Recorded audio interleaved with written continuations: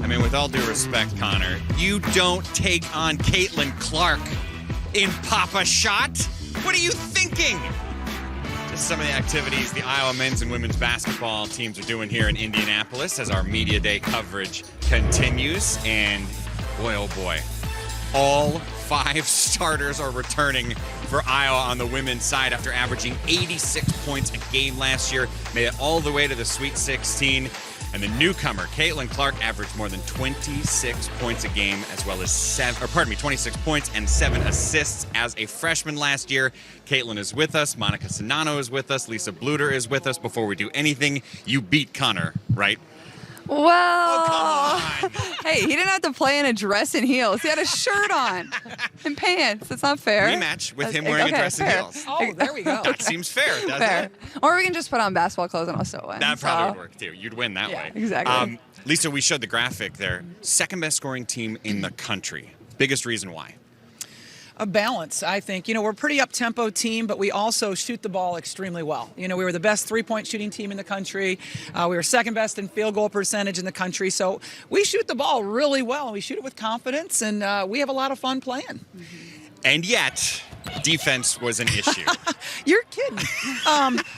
Yeah, that's the thing. That's the separator for us this year. We know we're a really good offensive team. We know we have a lot of weapons. Of course, 2 of them are up here on the stage with us, but we have a lot of other good weapons as well. And the defense is going to be the separator for us. How do we get to beyond the Sweet 16? We got, to get to the Elite 8 and beyond that, we have to be a better rebounding team and we have to be a better defensive team. Okay, so what have we done in the last handful of months to get better defensively? Yeah, I mean, in practice all throughout the summer, we hardly picked up a ball. Like, it was all defense. Really? Yeah. So, I mean, it's been a huge focal point. I think really everybody on our team is bought in and really knows if we want to get further and further, that has to be our focus, and we have to bring that every single game. Yeah, and I think we're just getting more competitive with it, too. We're taking it more seriously than we ever have before. We're getting mad when we don't get stops. You can just tell a change in the shift in the culture, so I'm really excited to see how it plays out. That's got to be everything you want, is them to care enough that they're getting mad in practice. Well, yeah, I mean, and this is a competitive group. They want to go far. They want to do well, and they just understand and they've bought into the fact that in order to do that, let's get better defensively. I want you to tell me the first time you remember seeing each of these ladies play. The first time in person you remember seeing them. Oh, well, Caitlin would be about 8th grade, or maybe even younger than that. Yeah. It could have been younger than that. She's an Iowa girl and just down the road from us, and so it might have even been 7th grade. Caitlin played up in those times and was just such a mature player, even at such a young age. It was apparent how good she was going to be. And Monika, I think it was probably your sophomore year when I saw you first playing with the Minnesota Fury and AAU basketball, and glad I saw you. You know what I was just thinking? I was going to ask you about the fans. Caitlin, you don't know what it's like. I know. I'm excited. It'll be fun. I'm one of those players that really just feeds off a crowd's energy. I mean, if anybody saw me play in high school, they would know that. And so I'm super excited. I mean, we fill it up pretty well, and that's one of the reasons I came to Iowa, because I love playing in front of a crowd. So I couldn't be more excited. I mean, it's only a month away now, so it's coming fast. So just to be clear, 26 points a game as a freshman was without fans, which will help you. Yes. To hear that rest of the Big Ten, that'll be fun. Monika, you led the country in field goal percentage last year. What does that mean to you? Yeah, I mean, I think it's such a learned skill, and I've had so many great point guards come through and post to look up to, and I post Coach Jay, shout out to you, is amazing. So I just really think I'm in the best situation possible to thrive, and I think that just shows the success of the team more than anything. How can you be an even better rebounder this upcoming year? Yeah, I think it's really embracing, we talked about it a lot, the physicality on the defensive end as much as I do on the offensive end. I'm not afraid to hit people offensively, and it's just transitioning that more into defense. Where do you want to improve the most this year, Caitlin? I think for myself, I think defense is a big one. I think kind of not wanting to take time off on the defensive end of the floor is very important for me. I think I can cut down on turnovers. I think I was way too high in that area, and I think there's a lot of things on offense that I can still refine. People are going to know who I am, as they did at the end of the year last year, so I think screening to get the ball back, finding ways to get myself open, because, I mean, it's not going to get any easier from here on out. That's a really fair point is that there's no surprise element with Caitlin this year. I mean, the rest of these teams, especially in the Big Ten, they're not only going to know that there's a bullseye on her back, but they've got video that they can study, right? Yeah, but that's the way it was at the end of the year. I mean, that's the way it was in the NCAA tournament, and it didn't hold her down too much there. So, I have so much faith in these young women and what we're going to accomplish. But we just have to learn how to play with a target on our back as a team. Certainly these two women up here, but as a team, we have to embrace that being the hunted rather than the hunters like we were last year. Speaking of teams, you are not just a Hawkeye, you are a Team USA member. You got to play with them this year. Biggest takeaway from this past summer? Yeah, I mean, I was the oldest on the team, so I think that was a little different for me, kind of having to be a leader and be vocal. I think that's kind of something I can bring back to our team and just be a better leader and be a better vocal leader on the floor, and knowing what my team needs from me all the time. And obviously I had a lot more USA basketball experience than the girls that I played with, so that was a unique role that I kind of got to be in, and I really hadn't been in for USA basketball before. But I mean, it's always fun getting to play basketball real games, so getting to do that this summer was special. And then obviously winning a gold medal, I mean, there's not much better than that. Where's the gold medal now? In a box at my house. Oh, come I don't on. know. We got to put that on a wall or something. Yeah, I know. That's what everybody tells me, but I mean, I would never look at it anyway, so. I'll take it. Yeah. I mean, if it's going to be in a box, I'll bring it for you this year. Right? She's got enough we can make earrings and a necklace. 22 years now here at Iowa? Yeah. Can you think of a time that you felt like this about a team before the season? I think I felt really good about our 2019 team that went to the Elite Eight. Just knowing, what we had coming back from that team. It's kind of the same feeling as this year. You have so much coming back. And so, I feel great about this team. And I think as a coach, you always kind of embrace yourself in the current team, right? And I don't like to compare teams. I'm never very good at that. But I can tell you, it is fun for me to go to work every single day. Right. And I love this group of women. It is so much fun. I mean, with Caitlin, people have to pay to see her play. I get to go to work and get those oh wow moments every single day. So it's pretty fun. I want the two of you to describe each other as a leader on this team. Start with you, Monika. Okay, yeah, Caitlin's definitely very vocal. She's really good at, pointing out things that need to be pointed out, whether it makes people uncomfortable, holding them accountable, but also so nice off the court that you feel loved, and it's from a good place overall. Yeah, I would say Monika has really stepped up into that leadership role. Obviously last year, and then this year as well. She's one of our captains, so I think me and her have a really good relationship, and she's always somebody you can count on to build you up. I think is the biggest thing. She's not one that ever hangs her head, and that's something that I really appreciate about her. She's a very positive person, and you always need that on your team, so that's something I really appreciate about her. Final thought here. Sorry to end on a down note, but I understand you have a foot stomping issue. I got this bad knee, and I don't know what it's from. But really? Yeah, I do kind of let that stomp go when things don't go my way. Maybe if something doesn't happen in practice, you like the little... Yeah. I've seen it a few times. Just a couple. It was easier in tennis shoes last year. I bet. Caitlin, Monika, Lisa, thanks so much for your time. It's going to be a really exciting season. Thanks, Mike. We're looking forward to seeing it. Let's go over for the men now with Dave. Mike, thanks. I think everyone knows one of the headlines for Iowa is replacing Luka Garza, who was a pretty good player in his time in Iowa City. You see Joe Wieskamp, among others, moving on as well. But some new faces and some familiar faces. How about Jordan Bohannon back for a 6th season and kind enough to join us, along with Connor McCaffery and Coach Fran McCaffery. Hello, fellas. I want to start with the way last year ended, and I know none of you are happy with the way it ended. But that being said, it was such an awesome season. It was so much fun to watch you guys really capture the imagination of your fan base, all the headlines that this team got, that Luka personally got, but that you guys got as a group. So how do you kind of put it all into perspective? And Coach, I can start with you. The good and the bad of what happened last year. You know what, Dave? I really don't look at it as anything bad. Whenever we lose, I have respect for our opponent. We played a really good Oregon team with a really good coach, and they played better than us that day. It's a one game and out. It's not a best of 7, but we played a very difficult schedule.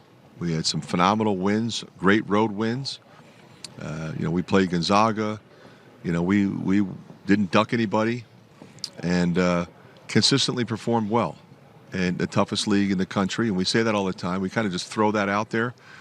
but it's a fact because we had 12 teams ranked and nobody else has ever done that. So that's an amazing stat when you think about it. So, we were blessed to have the National Player of the Year twice, Big Ten Player of the Year twice.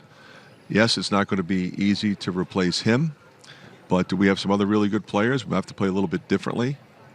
But I really like the two guys on my left providing leadership, and then the young group who now have opportunity. I hope you like the guy furthest on your left. Yeah, I do. As a person, at the very He's least. one of my favorites, no question. No question. Connor, I want to hear from both of you guys on the same thing, like kind of the perspective on last year and what you take away from it and what the moments that you'll remember and cherish are from last season. Yeah, I think just the entire season last year it was very, it was fun. Obviously, we had a really good team, and it was really enjoyable to be a part of that. Play with great players like Luka, Weezy, and whatnot. I wish that, obviously, as everybody else does, that fans could have been a part of it. Just playing I feel like last year could have been one of the best fan bases Carver's ever had. But that being said, we all had to deal with things in this league. Everybody did in the country, and so I think just as a whole, as my dad said, just the season that we had, I don't think of it as anything bad that happened. I just kind of think of it as, we got beat on a tough day, but it didn't, it doesn't change the great season that we had. We had amazing wins, on the road at Ohio State was one that sticks out. Obviously, Iowa State beat them by 40. You can go down the line. Excuse me, go down the line. And I just think there were so many great memories from last year that we'll always hold with a lot of our best friends. Jordan. Yeah, it was enjoyable. Anytime you're playing with the National Player of the Year, and two guys that go pro, it's going to be an enjoyable year. And like Connor said, we would love to have fans with us and enjoy what was such a memorable year. Like Coach was saying, we don't see anything as bad. What we did was historic, and we beat some great teams on the road, at home. Beating North Carolina was so much fun. That place would have been booming if we had fans there. But we're really fortunate to play. We're really happy how everything's starting to turn back to normal, and we can't wait to get back to Carver this year. One of the big headlines, kind of whether you'd like it or not, is going to be how you move on, particularly without Luka, but without some of those other guys as well. But when someone is National Player of the Year on two different occasions, as you say, there is a storyline of, okay, what now? You mentioned you're going to play differently. So how are you going to play differently without him? Well, you have to play differently without him, if you think about it, because when you're coming down the stretch, you always had the opportunity to throw the ball inside. He was a presence that enabled everyone else to have a little more freedom because teams were doubling him or they had to figure out what their game plan was to stop him. So without him, we might play with a non-traditional big at times. We have a lot of long, athletic, wing players, sort of hybrid post wing guys. We do have some center options that we can go to.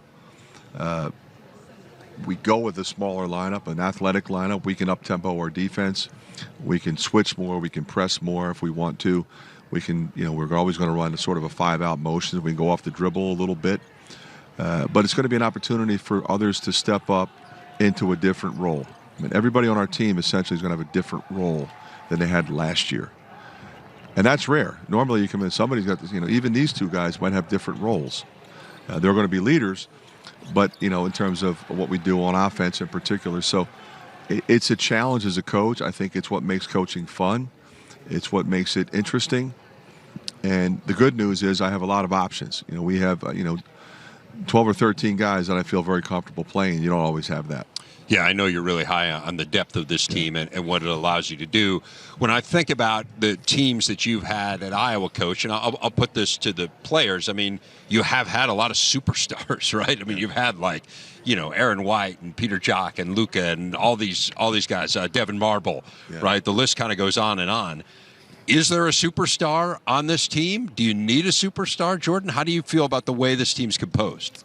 I've never believed in superstars, so I'm the worst person to ask. I think. Why do you say that? Why? I think obviously Luka was the player he was. Weezy was just as good as Luka as well, and he got overshadowed a lot just because of the talent Luka brought. And Weezy in a great spot with San Antonio. I'm really happy for him. But I think anytime you have a unique team, which is any year, but we have a unique team this year, and to be really good, you have to realize that everyone's on the same page, everyone's locked into their roles, and everyone's willing to sacrifice, do the dirty work. And, sometimes you might say superstars don't do dirty work sometimes, but I think all of us on this team are willing to do that, and I think that's what's going to be our identity this year. Connor? Yeah, I would agree with J-Bo. I think we'll have guys that emerge as, so-called superstars, but I think that, the way that we're going to play this year, I think you're going to see different people every night, that might step out and, get, one night it might be Keegan, one night it might be Patrick, maybe Chris, maybe, J-Bo, maybe me. Eventually you're going to develop some consistency. And you're going to have your guys that you go to. But I think that throughout the entire season, I think there's going to be, at different points, there's going to be guys that stand out in different ways. And I feel like that's that goes into the depth that we talk about. That goes into the different way that we're going to play this year. I've said before, now it's different. You can't just pencil in, 30 and 15 every night. So you got to make that up in other ways. But there's advantages to that as well, because we can change how we play. We can, teams might not be, we'll run more motion, have maybe a little bit more movement. There's things that we can do differently that I think will benefit our roster and the team that we do have. Connor, you and Jordan really are the leaders on this team now. You certainly have, in terms of veterans, this is a pretty young team. I mean, Joe Toussaint's been in the program for a few years. Your brother Patrick's been in for a few years. But it's a lot of younger guys, aside from that, or the transfer in. Rebracho doesn't know the program the way you guys do. How does that change your role to be clear-cut leaders on this team for both of you? Yeah, no, it's a really good question. It's a good, it's a thing that we've kind of had to, we've dealt with all summer. We dealt with it even last year, going back because we had all those freshmen that, we had kind of a set team in the sense that, you knew Luka was going to play 35. You knew Weezy was going to play 35. You go down the line, J-Bo. So now we have guys that are stepping in, and we need to help them along. And so, like, for me, a big thing has been leadership, as you said, and stepping in and trying to explain to them, different things that, might happen, whether it's in practice, in a game, about the league, different ways that we can just both educate them on what we've seen, what we've been through, what we've played through. I feel like during the season it's going to be really beneficial, going into, these crazy environments that, we know we're going to play in. We've played against a lot of these other guys in the league when, but they haven't yet. We're definitely young, and I feel like, youth is a good thing, but, that is definitely going to take some time to make up that experience. But I would say the good thing is about our young guys is they're fearless. So, I don't think, anybody, Tony Perkins, AU, Joe T, you go down the line, none of them are scared of anything. So I think that's always a good thing when you have young guys like that. Jordan, how do you lead? How does your role change? I'm just having a lot of fun this year doing it. Obviously coming out of a year last year with Luka kind of being that guy and Weezy stepping up when he needed to and me chiming in when I needed to, as well as Connor. And this year trying to share my experiences with, a guy that's 6 years younger than me. It's kind of a unknown territory. But Do they have any nicknames for you? Are you like grandpa or anything? Old man. Old man's probably a normal one, but right. But it's just been so much fun because I've been sharing so much of my experiences with Aaron Eulis and Tony, because Josh Aganale, those guys are technically freshmen still again this year. They don't know what it's like playing in Breslin Center. They don't know what it's like playing on the road against Illinois. So this year is kind of the new freshman year for them, and trying to share my experiences with them and the younger guys that are freshmen essentially this year. It's just been so much fun, and they're stepping up in big ways, and it's going to be awesome to see them on the court. Coach, Keegan Murray had a tremendous year last year. Patrick showed some signs, and those of us who have watched you guys practice know how good he can be, and we've certainly seen some moments of it. But how does each one of those guys take their next step? It's interesting. The guys were talking about, experience of what it's like to go on the road. Well, that group really hasn't played in front of anybody. They haven't been on the road. Fortunately, both of them are kind of confident players by nature. They play the game the right way. They don't force anything. But they both recognize that, as both these guys pointed out, we've got to make up some points somewhere. And they're two guys that figure very prominently, and in that regard. You're looking at Keegan and say, well, he should be one of the best players in the league. I think he will be. Why? Because he really understands the game. He can dribble, pass, and shoot. He can play different positions defensively. He doesn't rattle. He's got a great demeanor. He's also explosive offensively. He can get to the rim. He can get to the foul line. He can really defend. And you need two-way guys. Patrick, same thing with his length and his size. I think you'll see him shoot the ball a lot better from three. He was great in transition. He can get to the rim. Very unselfish, but always been a scorer. Those two guys can score, and we need them to score.